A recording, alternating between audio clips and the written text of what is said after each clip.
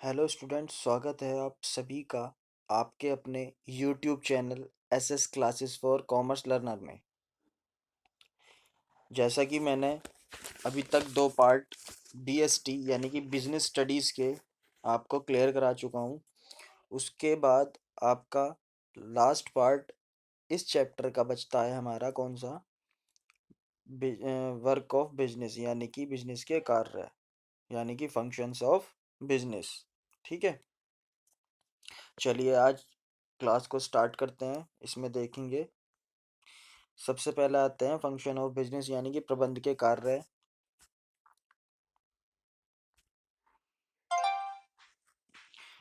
प्रबंध वह है जो प्रबंध का कार्य करे। ठीक, यदि प्रबंध को एक प्रक्रिया मान लिया जाए तो उस प्रक्रिया को पूरा करने के लिए अनेक कार्यों को पूरा करना पड़ता है। ठीक है, उस प्रक्रिया को पूरा करने के लिए अनेक कार्यों को पूरा करना पड़ता है जिनकी मदद से पूर्व निर्धारित का मतलब जो पहले से ही हमने निर्धारित कर रखी हैं चीजें, पूर्व निर्धारित उद्देश्य यानी कि पूर्व निर्धारित उद्देश्यों को प्राप्त किया जा सकता है। यानी कि जिसकी मदद से क्या किया जा सकता है, पूर्व निर्धारित उद्देश्यों को, जो हमने पहले से ही उद्देश्य बना रखे हैं, अपने मान रखे हैं, उनको क्या किया जा सकता है, प्राप्त किया जा सकता है। ठीक है, चलिए अब बात करते हैं जॉर्ज आर टेरी ने के अनुसार क्या बोला गया था। कार्य वे आधार हैं जिन पर प्रबंध एक प्रभावशाली संगठन का ढांचा तैयार करता है। यानी कि प्रबंध क्या करता है, एक प्रभावशाली इफेक्टिव संगठन का ढांचा तैयार करता है, इफेक्टिव ऑर्गेनाइजेशन का, जिसमें क्या होता है, हमारा मैनेजमेंट वर्क करता है और जिससे हमारा ऑप्टिमम यूज होता है किसका, संसाधनों का। ठीक है, उपयुक्त कथन से स्पष्ट हो जाता है कि जो कर्तव्य प्रबंधक को उपक्रम के उद्देश्यों की पूर्ति के लिए करने पड़ते हैं, वे ही क्या कहलाते हैं, हमारे प्रबंध कहलाते हैं, प्रबंध के कार्य कहलाते हैं। ठीक है, एक बार और बता देता हूँ, जो कर्तव्य प्रबंधक को उपक्रम के उद्देश्यों की पूर्ति के लिए करने पड़ते हैं, है ना। यानी कि प्रबंधक जो काम करता है किसके लिए, उपक्रमों की उद्देश्य की पूर्ति के लिए, तो वही हमारे क्या कहलाते हैं, प्रबंध के कार्य कहलाते हैं। ठीक है, चलिए इसमें आगे देखते हैं प्रबंध के कार्य कौन कौन से होते हैं। देखिए, प्रबंध के कार्य दो विचारधाराओं के अनुसार क्या किए गए हैं, विभाजित किए गए हैं। सबसे पहला आता है हमारा कौन, हेनरी फ्योल। सबसे पहले कौन आता है, हेनरी फ्योल। और दूसरा आते हैं कुंट्स तथा ओडोनेल द्वारा कार्य का वर्गीकरण। ठीक है, हेनरी फ्योल ने प्रबंध के कार्यों को देखो स्पष्ट किया गया है, देखो पीओसीसी में। यानी कि सबसे पहला होता है प्लानिंग, पूर्वानुमान यानी कि योजना बनाना, प्लानिंग करना। ठीक, फिर आता है संगठन, ऑर्गेनाइजिंग करना। फिर आता है कमांडिंग, कमांड देना। फिर आता है कोऑर्डिनेटिंग, कोऑर्डिनेट करना। फिर आता है कंट्रोलिंग। ठीक, इन्होंने 5 कार्य दिए थे, जो जो ये हैं, प्लानिंग, ऑर्गेनाइजिंग, कमांडिंग, कोऑर्डिनेटिंग और कंट्रोलिंग। ठीक है, फिर आता है कुंट्स के बारे में। कुंट्स ने बोला था, कुंट्स ने पीओडीसी दिया है, पीओडीसीएस। ठीक है, पीओडीसीएस यानी कि पीओडीसीएस यानी कि देखो, सबसे पहले पी का मतलब होता है प्लानिंग यानी कि योजना बनाना। फिर होता है ओ यानी कि ऑर्गेनाइजिंग। फिर होता है डायरेक्टिंग, ठीक, ये और लीडरशिप। ठीक, फिर होता है कंट्रोलिंग। फिर होता है स्टाफिंग, यानी कि बाद में इन्होंने स्टाफिंग को रखा है, यानी कि कंट्रोल करने के बाद स्टाफिंग करना चाहिए। ठीक है, तो इन्होंने दो विचारधाराएं थी हमारी, ये कौन कौन, एक तो हेनरी फ्योल और गुड्स गुड्स तथा ऑर्डिनल। ठीक है, चलिए इसके आगे देखिए। प्रबंध के कार्यों का विभाजन कर रखा है इन्होंने, डिवाइड कर रखा है, यानी कि क्रमबद्ध बना रखा है। क्रमबद्ध एक क्रम दे रखा है हमें कि हम इस तरीके से मैनेजमेंट के कार्यों को संपन्न कर सकते हैं। देखो सबसे पहले कौन सा आता है हमारा, प्लानिंग, उसके बाद संगठन, फिर उसके बाद स्टाफिंग, फिर उसके बाद डायरेक्टिंग आता है। और डायरेक्टिंग में चार पार्ट होते हैं, परिवेशन यानी कि सुपरविजन, कम्युनिकेशन, लीडरशिप और अभिप्रेरणा, मोटिवेशन देना, यानी कि डायरेक्टिंग के पार्ट होते हैं। ये किसके पार्ट होते हैं, डायरेक्टिंग के। ठीक, फिर उसके बाद आता है हमारा सबसे लास्ट में क्या, कंट्रोलिंग। फिर हम लास्ट में ये देखते हैं कि हमारा जो कार्य है, जो हमने प्लानिंग की थी उसके अकॉर्डिंग चल रहा है या नहीं चल रहा है, इसके लिए हम क्या करेंगे, कंट्रोलिंग करेंगे। ठीक है, चलिए आगे चलते हैं। फिर आते हैं हमारे पांचों कार्य। ठीक है, देखिए नियोजन सबसे पहला आता है। नियोजन, देखो नियोजन का अर्थ क्या होता है, नियोजन का मतलब होता है प्लानिंग करना, यानी कि इसका अभिप्राय कुछ करने से पहले सोचना है। ठीक है, उसका अभिप्राय कुछ करने से पहले सोचना है। तो अब फिर क्वेश्चन उठते हैं, देखो क्या करना है, ठीक, कैसे करना है, हाउ टू डू, कब करना है, ठीक, किस व्यक्ति द्वारा किया जाना है। ठीक है, इन बातों पर ये क्वेश्चन हमारा प्लानिंग जो है, इन क्वेश्चनों पर यानी कि इन प्रश्नों पर चलता है। ठीक है, फिर बात करते हैं इसमें प्लानिंग में हम यूज कैसे करते हैं प्लानिंग को। देखो सबसे पहले अवसरों की जानकारी प्राप्त करना, ठीक, सबसे पहले अवसरों की जानकारी प्राप्त करना, फिर उद्देश्यों का निर्धारण करना। अवसरों की जानकारी लेने के बाद क्या करना है, अच्छा हमने जान लिया कि अवसर, हमारे पास अवसर कितने कितने हैं, ठीक, अपॉर्चुनिटीज कितनी है हमारे पास, ऑप्शंस कितने हैं हमारे पास।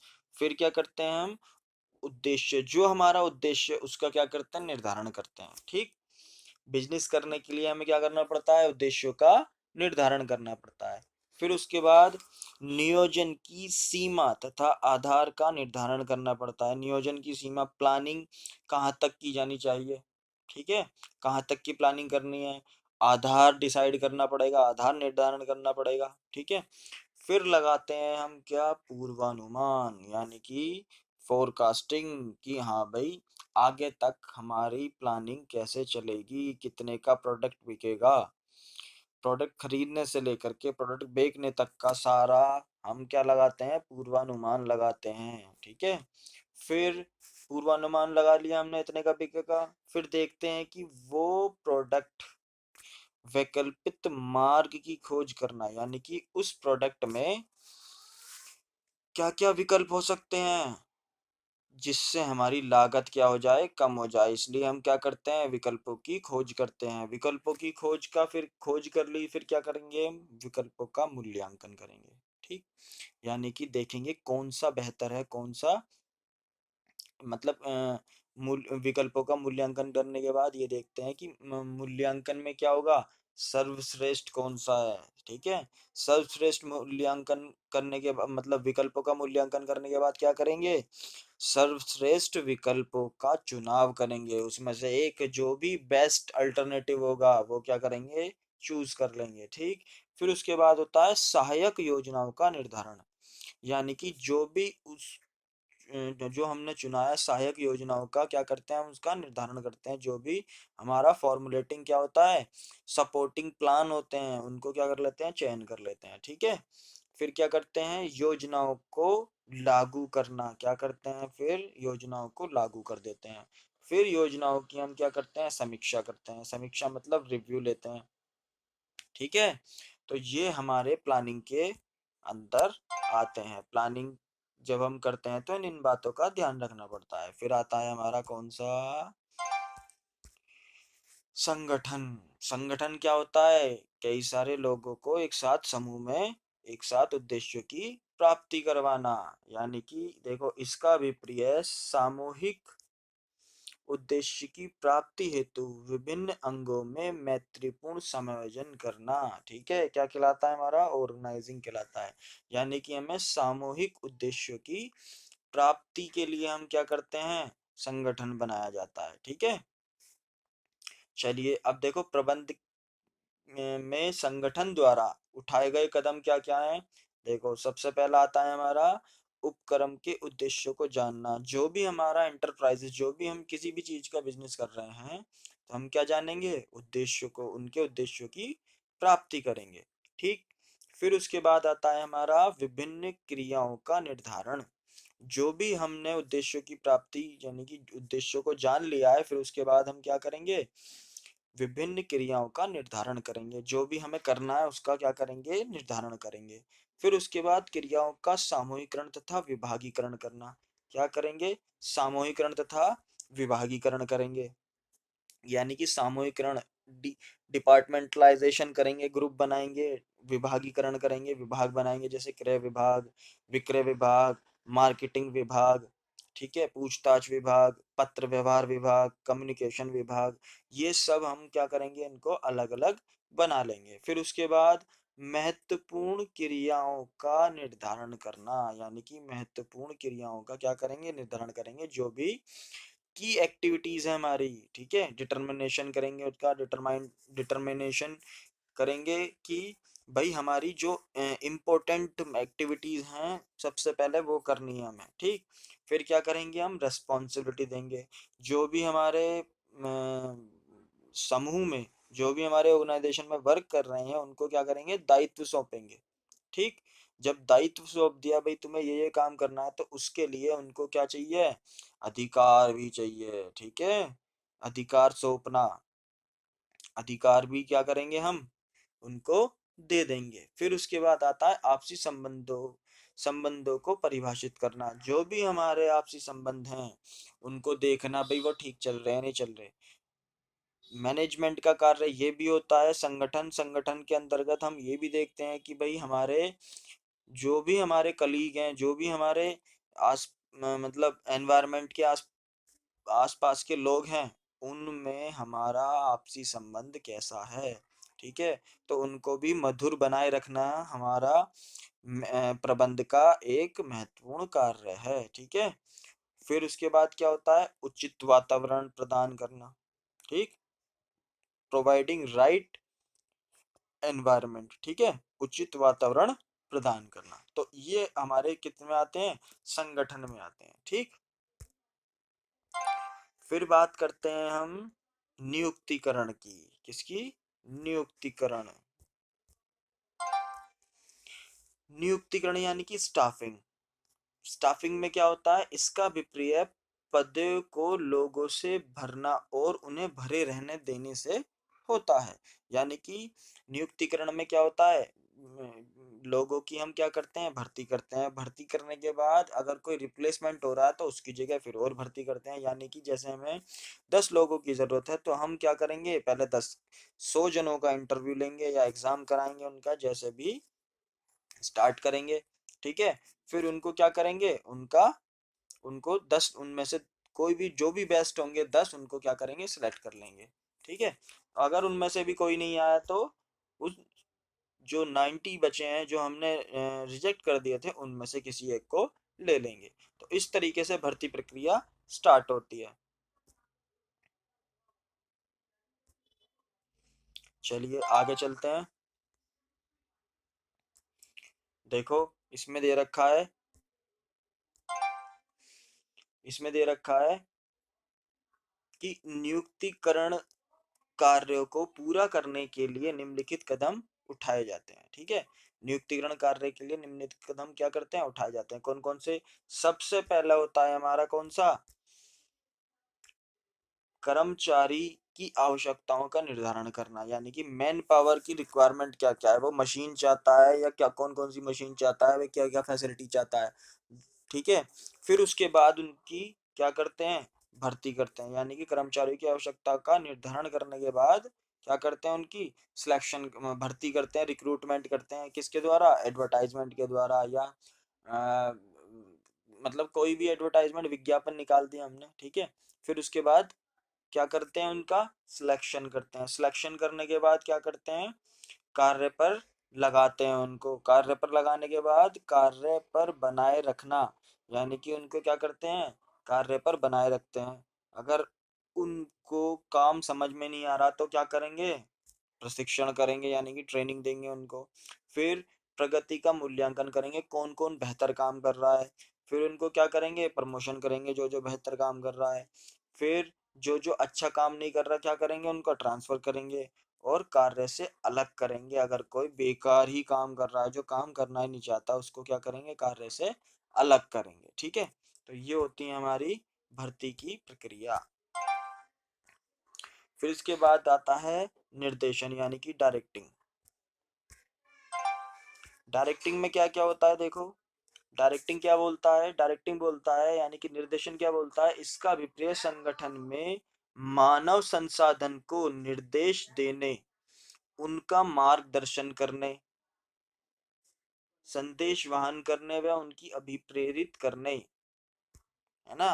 डायरेक्टिंग का क्या मतलब है, उनका विप्रिय संगठन में मानव संसाधन को निर्देश देने, उनका मार्गदर्शन करना, संदेश वहन करना व उसे अभिप्रेरित करना।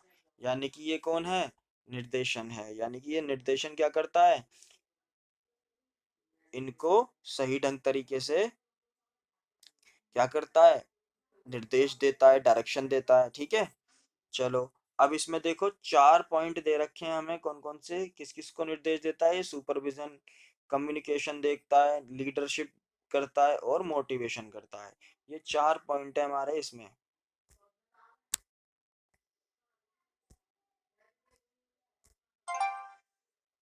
ठीक है। चलिए आगे चलते हैं। फिर आता है सबसे लास्ट में हमारा कंट्रोलिंग। कंट्रोलिंग क्या करता है, कंट्रोलिंग देखो, इसका अभिप्राय वास्तविक परिणामों को इच्छित परिणामों के नजदीक लाता है। यानी कि वास्तविक जो इच्छित परिणाम कौन से होते हैं, जो हमने प्लानिंग की थी, और वास्तविक परिणाम कौन से होते हैं, जो आने हैं। यानी कि इन दोनों को मिलाने का काम कौन करता है, नियंत्रण करता है, ठीक। यानी कि इसका विपर्य वास्तविक परिणामों को इच्छित परिणामों के नजदीक लाना होता है, ठीक है। जो हम चाहते हैं वो हो रहा है, तो वो कौन करता है, कंट्रोलिंग करता है, ठीक। चलिए, इसमें देखिए क्या क्या है। इसमें बोल रहा है सबसे पहले क्या करना पड़ता है, हमें प्रमापों का निर्धारण करना पड़ता है। क्या करना पड़ता है, प्रमापों का निर्धारण, यानी कि सिटिंग स्टैंडर्ड्स, प्रमापों स्टैंडर्ड्स को हमें क्या करना पड़ता है, डिटर्मिनेशन करना पड़ता है। फिर उसके बाद वास्तविक प्रगति का मापन करना पड़ता है। जो वास्तविक प्रगति है उसका मापन करना पड़ेगा, भाई किस क्वालिटी का हम प्रोडक्ट बनाना चाहते हैं, इस क्वालिटी का प्रोडक्ट बनाना चाहते हैं, ठीक है। तो उसका क्या करना पड़ता है, मेजरमेंट करना पड़ता है, ठीक। फिर उसके बाद वास्तविक प्रगति की प्रमापों से तुलना की जाती है। वास्तविक प्रगति की प्रमापों से क्या की जाती है, तुलना की जाती है। जो हमने वास्तविक प्रगति, जो हमने सोचा था उससे क्या की जाती है, उसकी तुलना की जाती है। फिर क्या किया जाता है, विचलन का विश्लेषण किया जाता है। अगर जो काम हमें पसंद नहीं आया तो उसका क्या कर देंगे, हम विचलन कर देंगे, ठीक। फिर उसमें सुधारात्मक कार्यवाही की जाती है। तो ये कार्य होते हैं हमारे 5, जो प्रबंध में, जो बिजनेस में हमारे महत्वपूर्ण भूमिका निभाते हैं, ठीक है। तो आज की क्लास यहीं तक थी। आई होप आपको ये सब क्लियर हो गया होगा, ठीक है।